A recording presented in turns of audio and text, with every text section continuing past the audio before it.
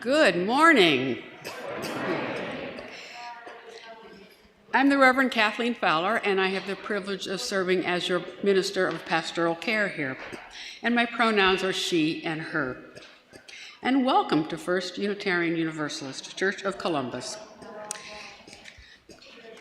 We gather on the ancestral lands of the Adena, Hopewell, Wyandotte, the anglicized name of the historical name Wendat, Miami, Seneca, Erie, and Cayuga peoples. Let us pledge to remember and learn from this history. Their relationship with the natural world is worthy of our awareness, appreciation, and replication. So I invite you now to rise in body or spirit to sing hymn number 361, Enter, Rejoice, and Come in the gray hymnal, or the words will be on the screen.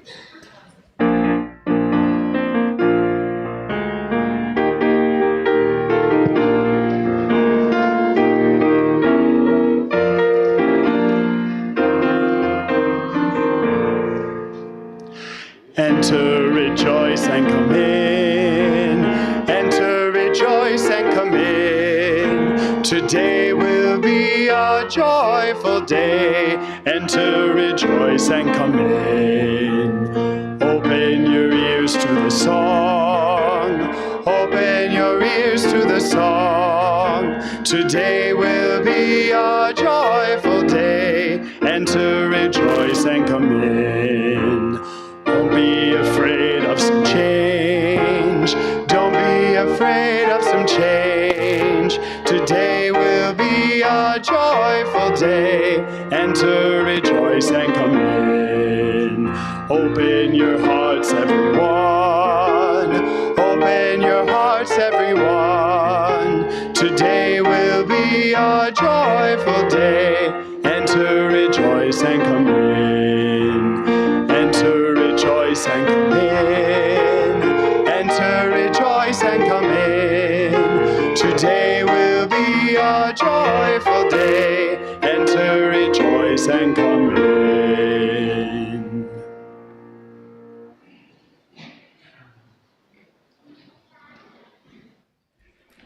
Good morning. I'm Billy Davidson, and I'm happy to serve this congregation as a member of your Board of Trustees. My pronouns are he, him. Welcome to First UU, whether you're joining us online or in person, and whether you're a new face or a familiar one. We are glad you're here. If this is your first visit, please stop by the welcome table out in the gallery for your first-time visitor gift. Everyone, please let us know you're here today by scanning the QR code on your order of service or on the screen. There you can check in, find our order of service, the Joys and Sorrows form, and our donation page. I'd like to take one moment and invite everyone one more time to come to the color throwing after the service. It'll be at 12:30 on the SYC playground, which is on that end of the building. If you want to watch and not get messy, I would suggest you stand outside the fence. And now we have a spring giving message from Seth Crowd.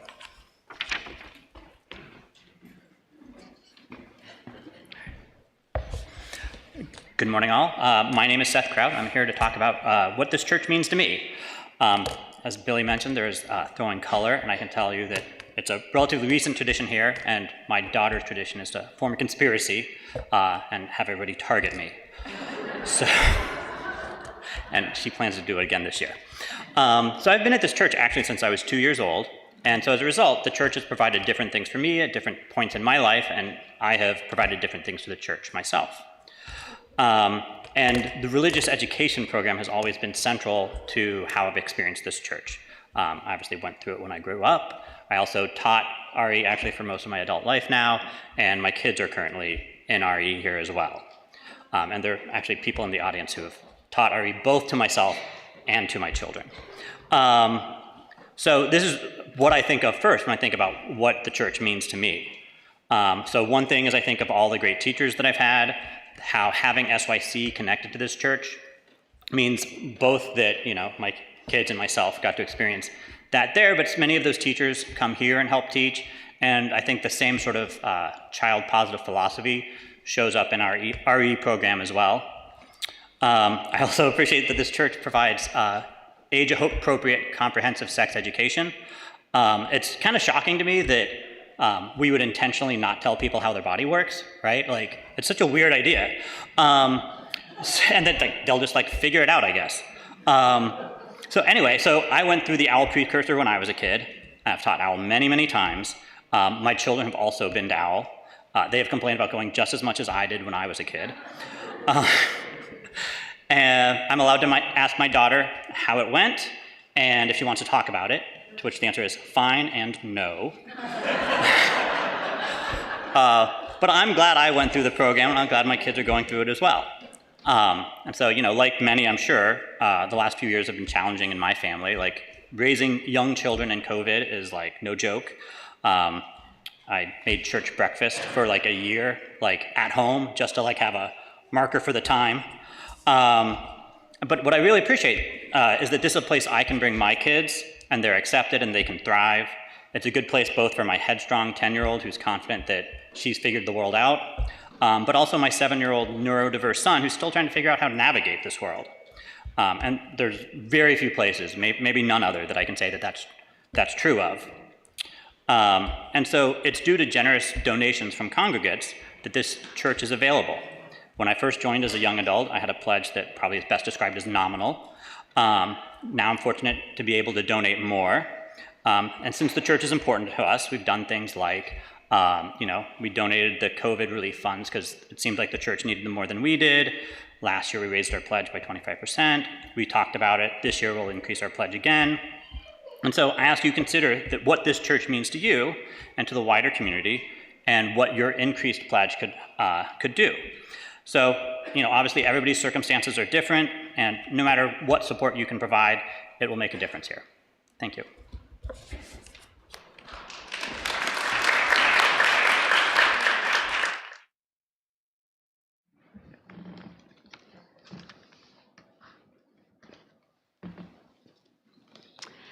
We would now like to invite any children who want to help bring in the light to meet Gus in the back and go out to the gallery. And let's center ourselves as we listen to this morning's prelude.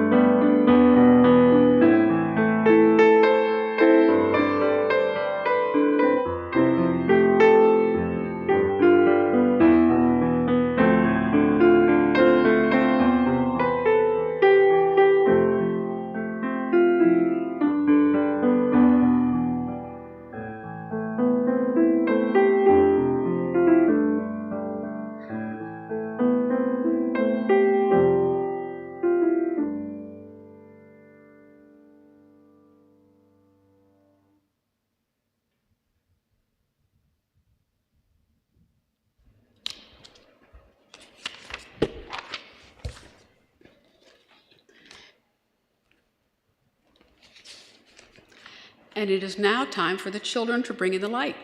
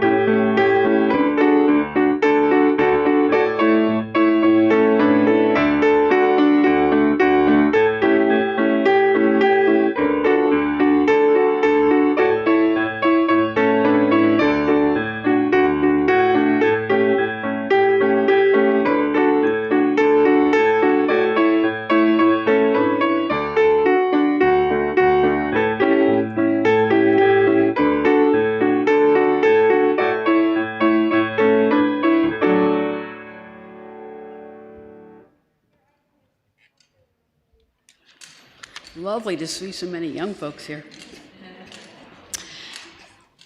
Our chalice lighting words this morning are "For Holy Days on Which We Recall Old Stories" by Dillman Baker Sorrells. For holy days on which we recall old stories, we light the flame. For Passover, which reminds us of the courage and strength of those seeking freedom in the past, we light the flame. For Easter, which reminds us that love is our greatest challenge, we light the flame. For gathering today in this sacred place, we light the flame. For the opportunity to be together as a community, to remember the past, to plan for our future, to be alive in our present, we light the flame.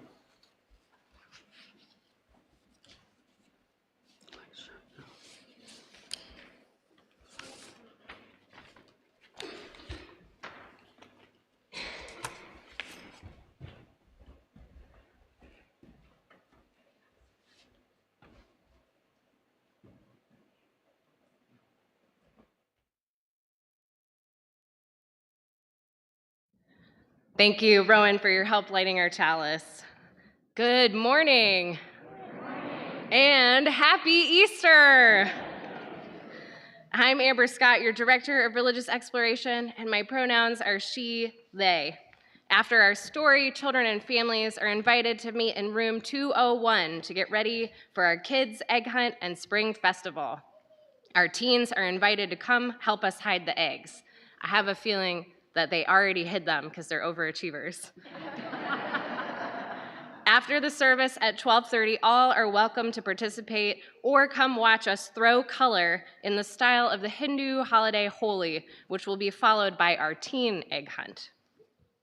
Today's story is called Rosa, written by Nikki Giovanni and illustrated by Brian Collier. Mrs. Parks was having a good day. Mother was getting over the flu and was up this morning for breakfast. And her husband, Raymond, one of the best barbers in the county, had been asked to take on extra work at the Air Force Base. Plus, the first day of December was always special because you could feel Christmas in the air.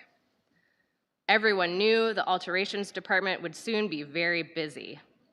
The seamstresses would laugh and say, "Those elves at the North Pole have nothing on us." The women of Montgomery would come in with fancy holiday dresses that needed adjustments or something festive added. Rosa was the best seamstress. The others would tease and say she used magic. She'd laugh, "Not magic, just concentration." Some days she'd skip lunch to finish on time. This Thursday, they were ahead of schedule. "Why don't you go on home, Rosa?" said the supervisor. "I know your mother is feeling poorly, and you might want to look in on her." Rosa appreciated that. Now she could get home early and surprise Raymond with meatloaf.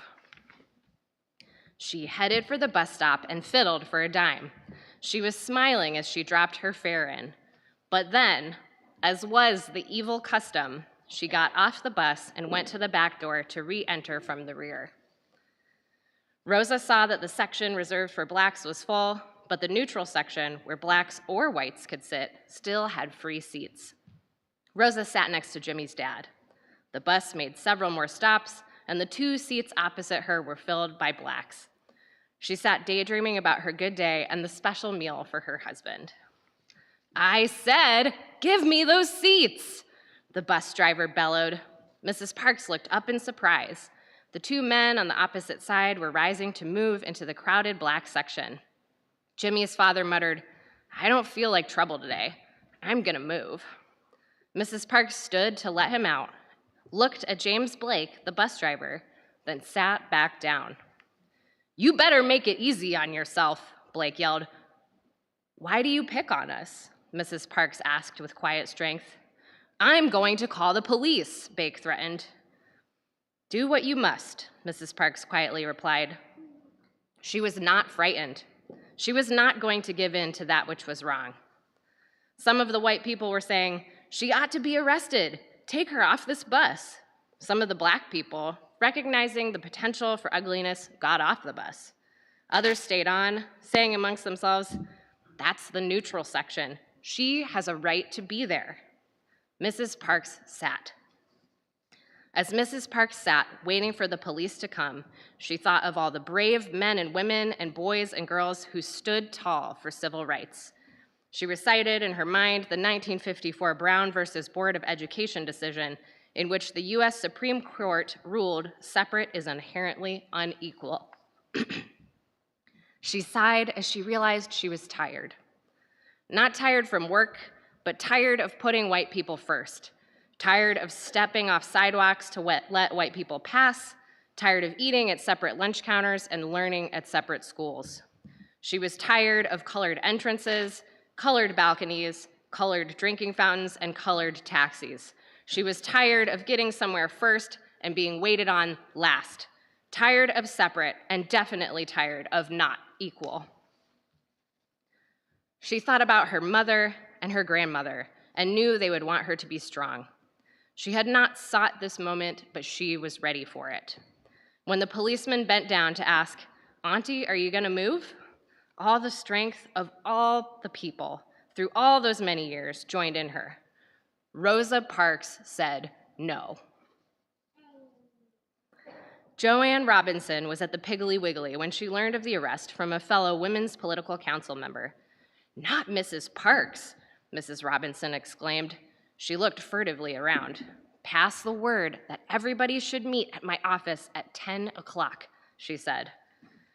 Mrs. Robinson was also Dr. Robinson, a professor at Alabama State, the college designated for colored people, and she was the newly elected president of the Women's Political Council.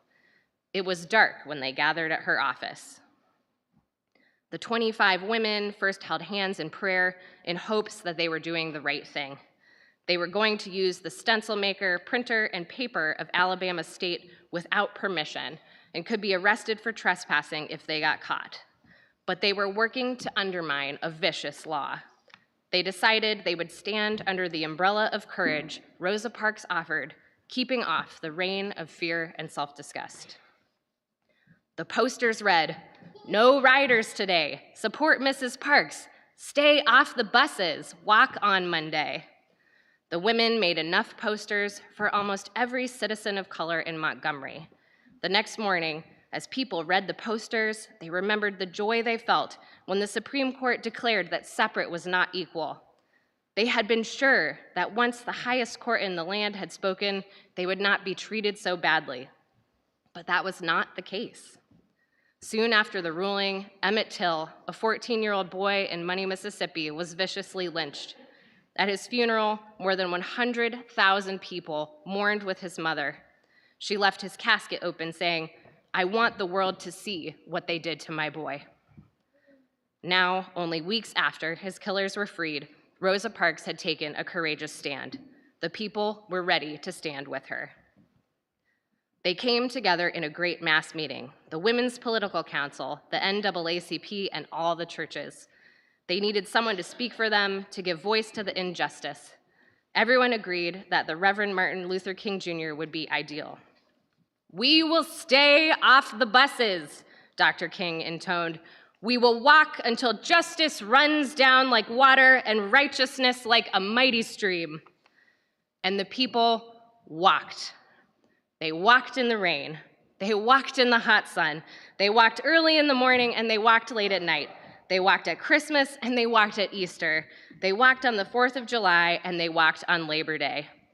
Soon, it was almost time for Thanksgiving and Christmas again, and still, they walked. People from all over the United States sent shoes and coats and money so that the citizens of Montgomery could walk. Everyone was proud of their nonviolent movement, and the sole force that bound the community together would sustain many marchers for the years of struggle that were yet to come. On November 13th, 1956, almost a year after the arrest of Rosa Parks, the Supreme Court of the United States ruled that segregation on the buses, like segregation at schools, was illegal. Segregation was wrong. Rosa Parks said no, so that the Supreme Court could remind the nation that the Constitution of the United States makes no provision for second-class citizenship. We are all equal under the law and are all entitled to its protection. The integrity, the dignity, and the quiet strength of Rosa Parks turned her no into a yes for change. The end.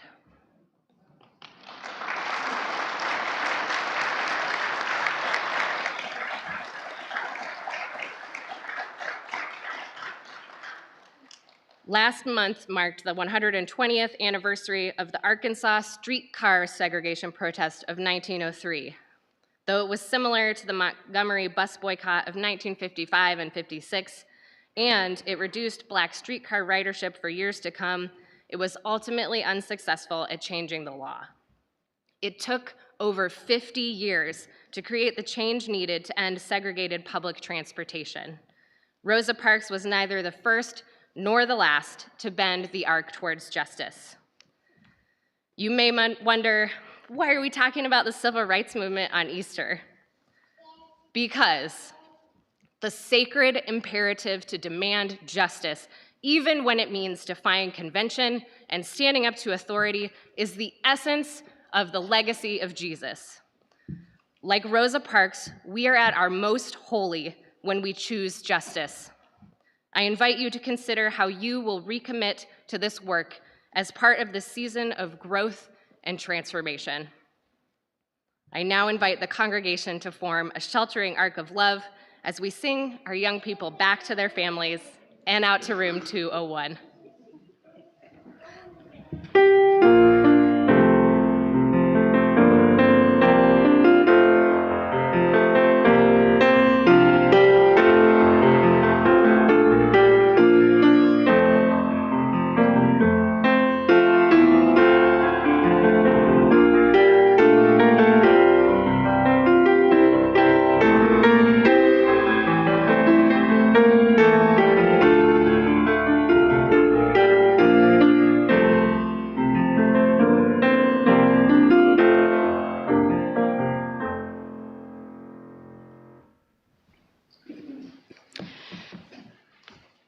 Our Share the Plate recipient for April is Connecting Community Corridors for Pollinators, People, and the Planet, or CCC for PPP.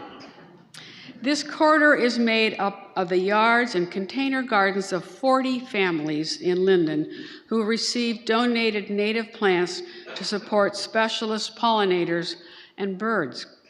They have all agreed not to use chemicals on their lawns and leave stems, seed heads, and open ground over the winter for their nests. All recipients are hyper-local to Sunny Glen Garden as the educational demonstration site so that we can eliminate transportation barriers and be able to move more easily to share garden equipment, seeds, and produce. The corridor is coordinated by First UU member Diane Katanaga with OSU and Simply Living as partners.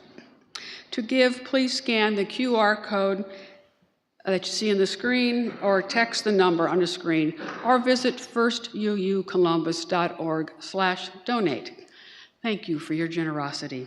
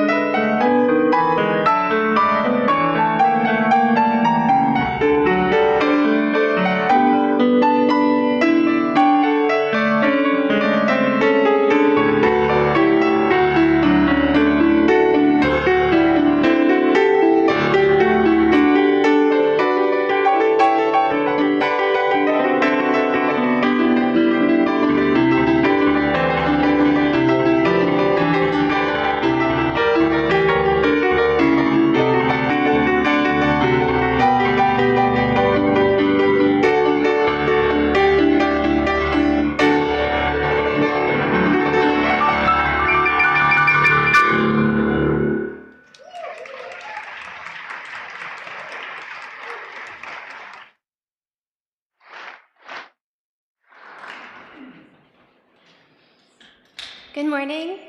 My name is Reverend Kelly McNeil. Nice to meet you. Our centering words this morning are Our Souls Speak Spring by Evan Carvel-Zemer. If we lived in another climate, our souls might speak other languages.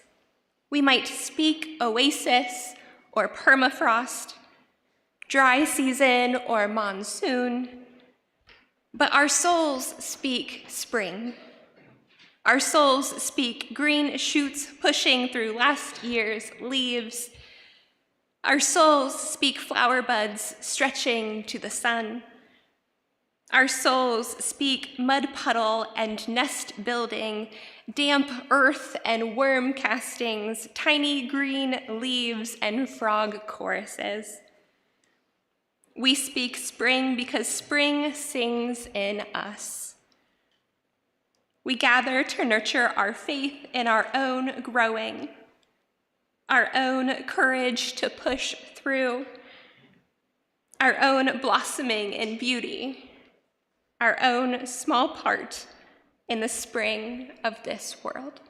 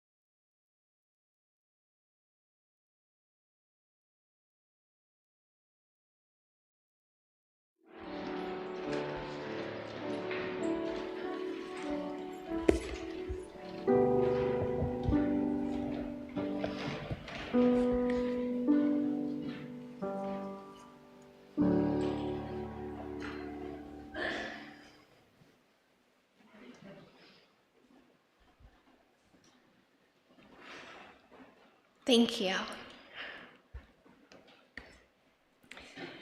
Easter morning meant the return of our white, fluffy-haired, egg-hiding friend, the Easter Bunny.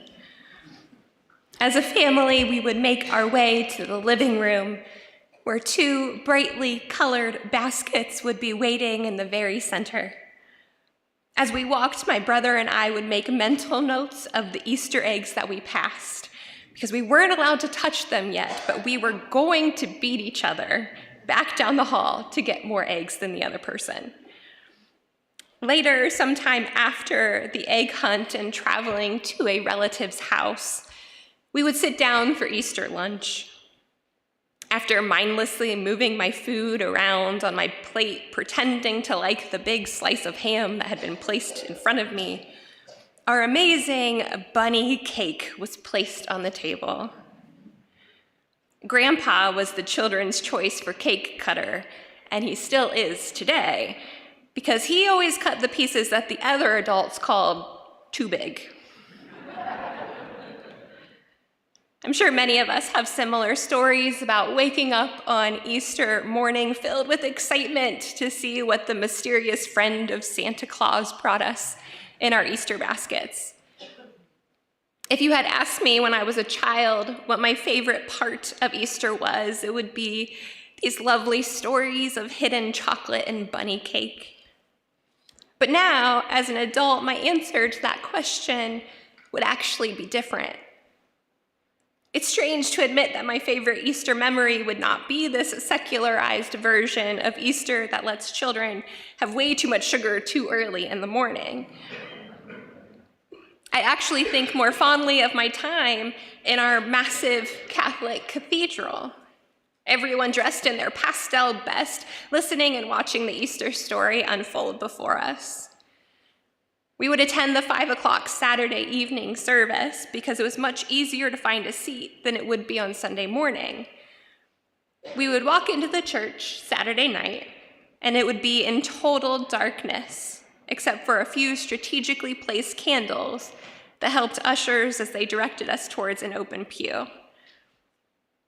I had never heard the church so quiet, everyone respecting the mood and tone set by this unique experience of being in a massive cathedral with none of the lights on. As a child, while my eyes adjusted to the lighting, I would make up stories about the shadows dancing off of the walls as I waited for the service to start. Every once in a while, you would hear a little voice speaking a little too loudly in the room about being bored or wanting a snack, and you'd hear the adults chuckle a little. And then it would happen. The organ would start playing a slow, somber hymn. We'd wait in the dark for what felt like another 30 minutes, but was probably more like 2. And then all of a sudden, with a joyful, Jesus Christ is risen today, Alleluia, we would all stand up as the lights were turned on, and you could see that all around we were surrounded with beautiful white Easter lilies. As children, we were rising up as tall as we could, peeking around the adults to try to see what was happening up on the altar. The somber, grim-faced priest from the Holy Week services past actually had a slight smile on his face as he sang with his congregation. I think the reason that this modest act of turning on the lights continues to stand strong in my memory is the simpleness of it. As a child, I could easily understand the theological symbolism of the moment. And now, as an adult, I appreciate how a church known for its grandness, its excess, and its, I believe, limited and exclusionary theological perspective was able to portray in the simple act of flipping a switch the powerful message of Easter. Now, I know from numerous conversations that many here also grew up Catholic or attended the Catholic Church or another Christian denomination at some point in our lives. I also know many of us can point to that time in our lives with sadness and frustration at all the ways the Christian church has fallen short of the expectations its early followers hoped for. In the biblical book of Acts, we're told that the early Christian community came together to love and support one another. It reads, "All who believed were together and had all things in common. They would sell their possessions and goods and distribute the proceeds to all, as any had need. Day by day, as they spent much time together in the temple, they broke bread at home and ate their food with glad and generous hearts, praising God and having the goodwill of all the people." It goes on to say, "The whole group of those who believed were of one heart and soul, and no one claimed private ownership of any possessions, but everything they owned was held in common." These early communities of generosity and mutual support are also written about in works by Plato and Philo and many other philosophers of this time. These communities are not easy to find today. Today, we live in a world of me first, and you have to pull yourself up by your bootstraps. Any talk about reworking systems and institutions in order to make them more just and equitable is automatically labeled as socialism in an attempt to shut down any further conversation or discussion. Many of those making such arguments also are quick to profess their Christian faith and belief. I can see how it would be easy to discount an entire religious tradition because of the hypocrisy and lack of kindness we hear from our leaders, read in our newspapers, and see in our churches. But this Easter holiday, I want to invite us to pursue that free and responsible search for truth and meaning we hold dear to our Unitarian Universalist tradition. I invite us to use the Easter holiday as an opportunity to go back to our roots as a liberal Christian faith tradition as we examine the life of Jesus, the life told to us through the pages of the Christian Bible, not the life portrayed by the trappings of the modern church. As a Christian UU myself, I am working to peel away the institutional teachings I have learned all of my life and go back to the teachings of the early church, lessons of inclusion and equality, of fairness and equity. In his book, Christ for Unitarian Universalists, Scotty McLennan states, "We Unitarian Universalists are no strangers to a living, daily, real-time faith. Yet there still seems to be an unbridgeable gulf between most UUs and most mainstream Christians. There are a lot of questions about Christ that we UUs need to have answered for ourselves with integrity and intellectual honesty. For our principles also reference a free and responsible search for truth and meaning and the right of conscience. How can we freely, responsibly, and conscientiously address questions related to Christianity?" It is this question and this gulf that I hope we can begin to start bridging today with one another. As we begin this free and responsible search in investigating the life of Jesus, a Jewish rabbi who taught of love and justice, I think the most appropriate starting point is with our first principle, the inherent worth and dignity of every person. As UUs, we believe that every person has inherent worth and dignity. Every person has the potential to do good. Through his ministry, Jesus shows us an example of what living one's life fully embracing this idea can look like. Traveling from Judea to Galilee, Jesus cut through the town of Samaria, where he finds a woman in the heat of the day drawing water from the town's well. Jesus sits with the woman and has a conversation with her despite the fact that she is a Samaritan, a woman, and someone who the text tells us has had 5 husbands. The Samaritans and the Jews did not get along, and it certainly was not proper practice for a Jewish religious teacher to speak with a woman in public, let alone a woman who had had so many husbands. So it's no surprise that when Jesus' disciples finally arrived, they were, as the story tells us, astonished. In Jericho, a man named Zacchaeus wanted to see who Jesus was, but the crowd was so large that he couldn't see well. Zacchaeus climbed a sycamore tree, and when Jesus spotted him, he exclaimed, "Zacchaeus, come down from there. I want to stay at your house tonight." The crowd wasn't happy with Jesus' decision because Zacchaeus was a tax collector, a part of the system which the Jewish people regarded as traitorous to their law.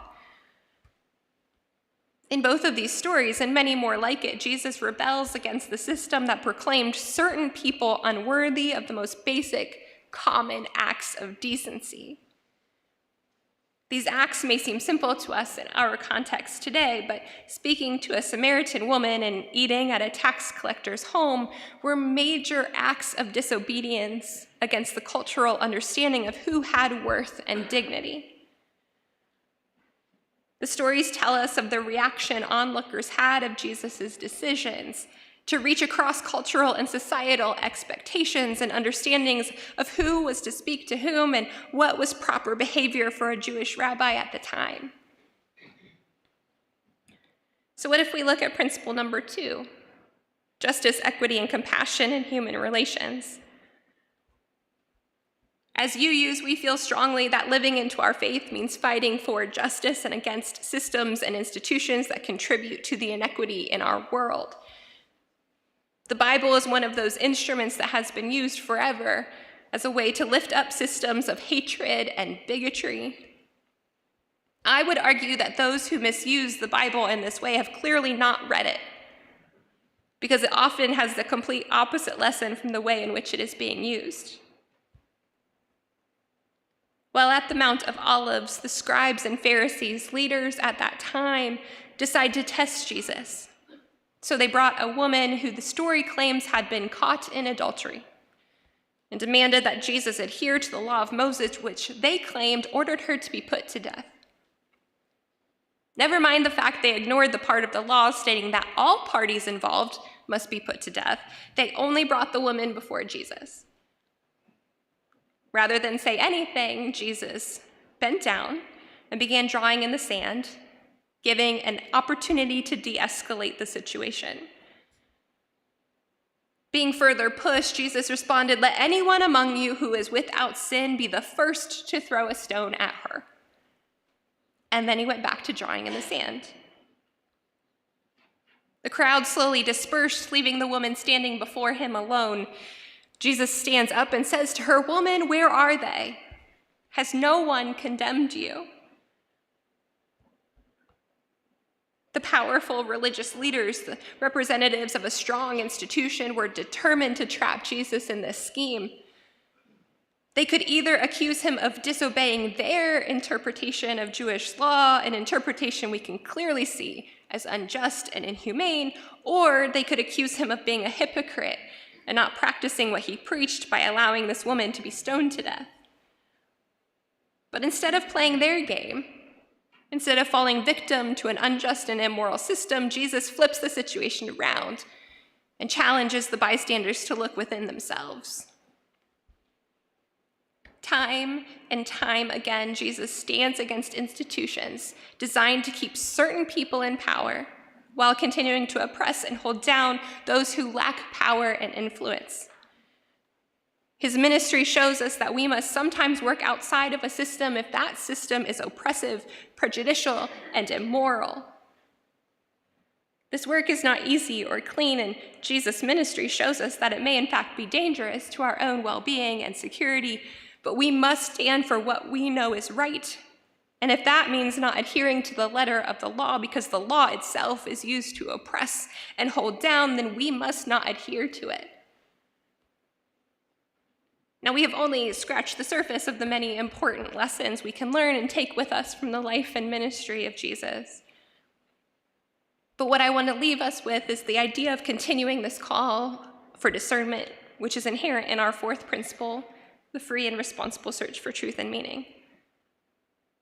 What I hear a lot, and I know I struggle with myself, is getting stuck on the work of an institution, whether it be the institution of church, the institution of wealth, the democratic system, the tax system, whatever it may be, rather than focusing on the work of the Spirit, the work of compassion and love. When we think about the Christian tradition, we often find ourselves in this stuck place, jumping straight to the institution of the church, the trappings of the church. Our search for truth and meaning then stops with us in this stuckness. By focusing on the institution, the trappings in which we often find fault, we are no longer discerning. As Jesus was riding into Jerusalem just a few days before his death, we read of Jesus entering the temple, driving out all who were selling and buying, flipping tables of the money changers who had set up to prey on the poor, who were coming to make sacrifices in worship to God. Jesus yelled out, "My house shall be called a house of prayer, but you are making it a den of robbers." Jesus is visibly and violently fighting against this model of church which we see and witness today. This institution that, rather than living into the spirit of its beliefs and sources, adheres to the hierarchy, patriarchy, and limited theological teachings. This is not the model of church that was founded after the first Easter holiday.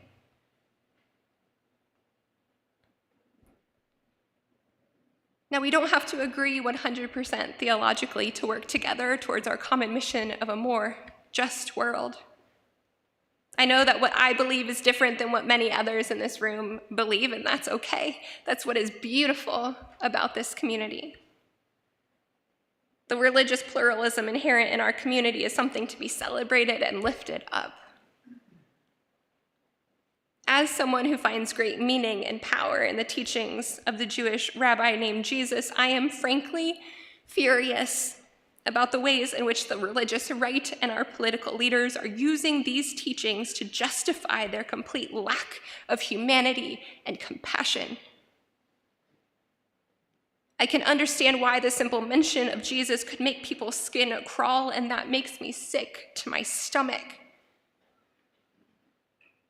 When someone acknowledges that they are a Christian, I immediately question whether that person is safe to be around or not. And that is not what it should be like. And frankly, I refuse to let those people take my religion from me. I refuse to let them take our history from us, our history of being a liberal Christian faith tradition that proclaimed that there is no hell and that everyone has worth and dignity.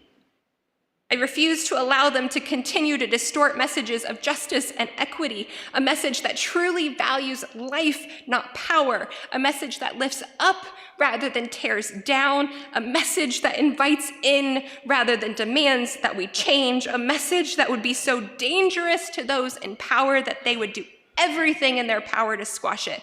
But still, it rose up and refused to be silenced. That is the message of Easter. That is the true Easter spirit. So this Easter Sunday, I pray that we begin to take back the narrative, that the words from our mouths and the power of our actions remind us and the world about this true Easter spirit, a spirit that reminds us of new beginnings, overwhelming love, and grace and compassion above all else. Blessed be. May it be so.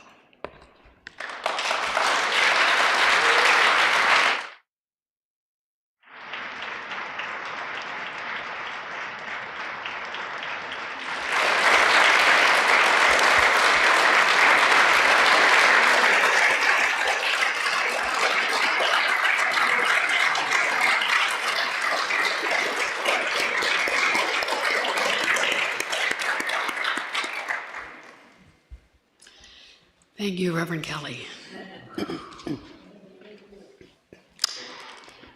Today, our caring meditation comes from the poet William Stafford, and it is titled The Way It Is. There is a thread you follow. It goes among things that change, but it doesn't change. People wonder about what you are pursuing. You have to explain about the thread, but it is hard for others to see. While you hold it, you can't get lost. Tragedies happen, people get hurt or die, and you suffer and get old. Nothing you can do can stop time's unfolding. You don't ever let go of your thread. And my question to all of us is, what in our Unitarian Universalist faith is that thread that runs through all parts of life? We have 4 caring cards today and 1 announcement. We send healing thoughts to Kristen H's sister, Teresa. She is recuperating at home, recovering from health challenges. Our healing thoughts go to the family of Bev T., who suffered a heart attack on Friday and was successfully treated at Doctors West Hospital. Bev's son is William S., and Bev's sister is Doris O. Bev should be going home soon to recover. We send healing thoughts to Nathan and Nancy G. Nathan G's father was recently hospitalized and is home recovering. Please keep the family in your thoughts. And Joan M. is happy to announce that her son, Matan, and his wife have a new baby girl, Joan's first grandchild. She is so happy to be a grandma and to have a beautiful, healthy baby.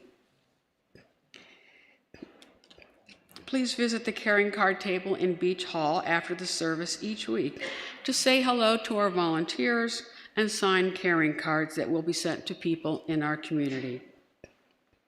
And now I welcome Barb Fiorini, our pastoral listener for this morning, to read any caring cards and announcements that you have submitted this morning. Thanks, Kathleen. I'm Barb Fiorini. Happy Easter. 2 things came in today, just during the service. And the first one is from Chaz Williams and Chaz W. and Susan W. Chaz writes, "My niece's husband, Josh, is in critical condition in Orlando, Florida from severe pneumonia. He has been in the ICU for a week. Please send prayers for him and my niece and their 10-year-old son." And the second thing that I got is from Sue F. and Tom B. Sue's 45-year-old cousin Joe died unexpectedly yesterday morning. Let's hold these people in our hearts. Thank you.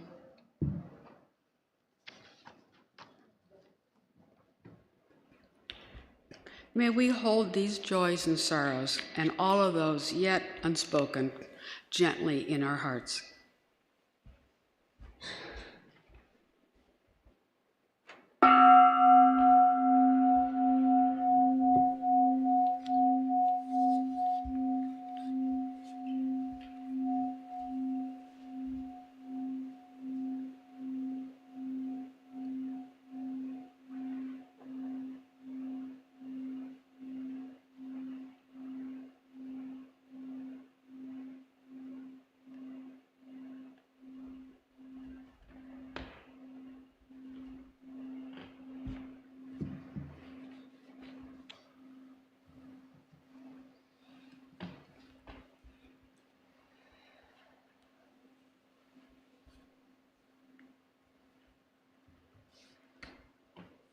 We're not sure what happened, but we know what it's like when someone appears whose message we feel offers hope, who inspires us with new ways of living.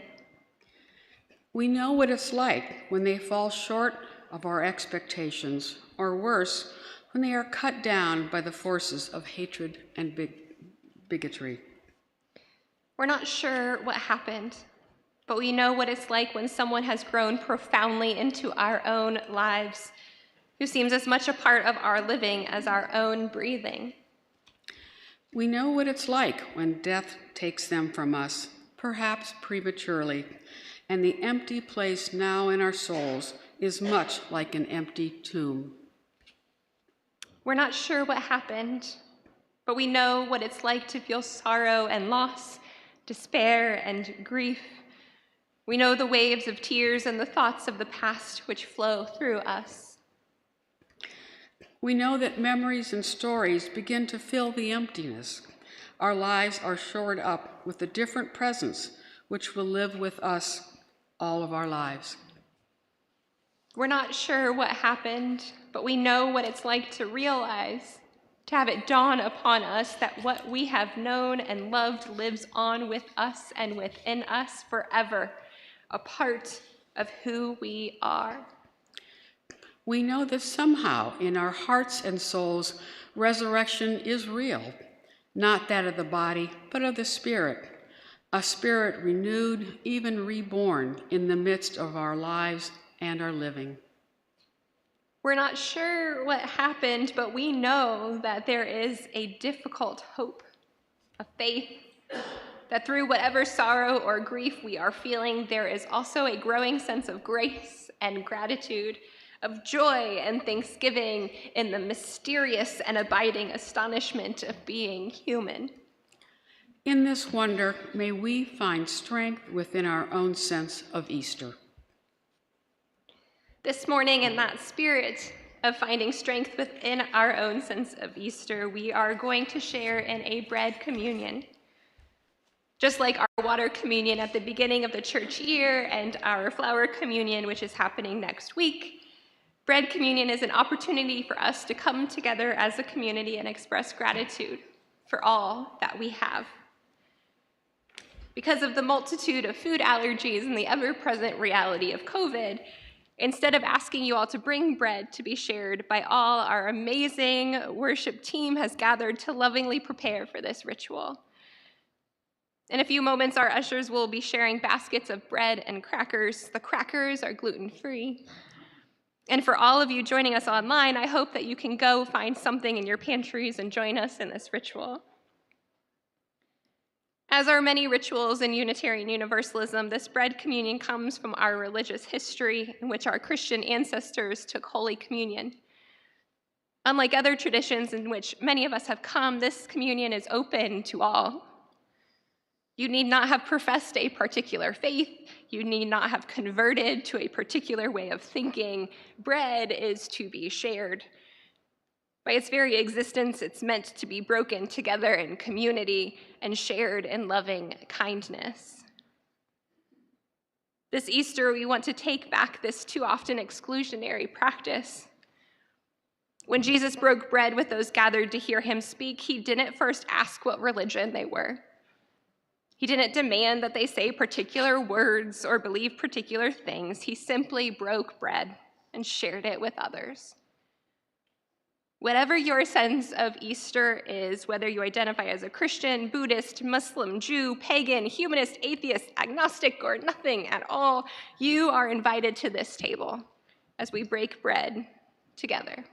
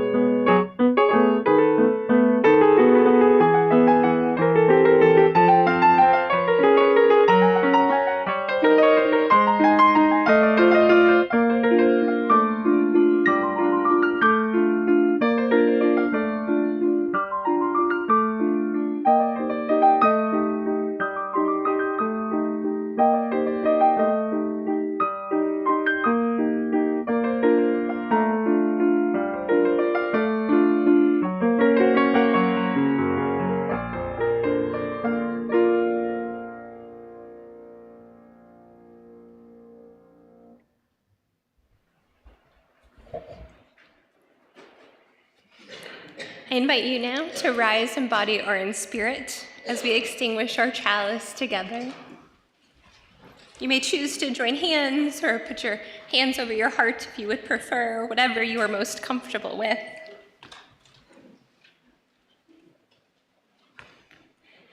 We extinguish this flame, but not the light of vision.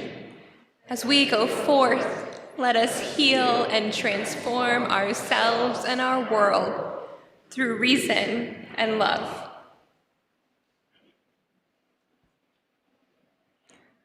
Please join us now in singing our closing hymn, number 323, in our gray hymnal, Break Not the Circle.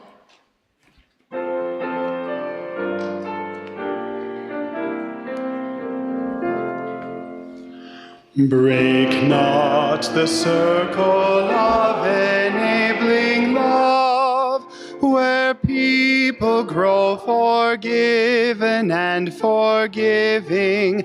Break not that circle, make it wider still, till it includes, embraces all the living. Come wander at this love that comes to life, where words of freedom are with humor spoken, and people keep no score of wrong and guilt, but will that human bonds remain unbroken. Join then the movement of the love that frees, till people of whatever race or nation will truly be themselves, stand on their feet, see eye to eye with laughter and elation.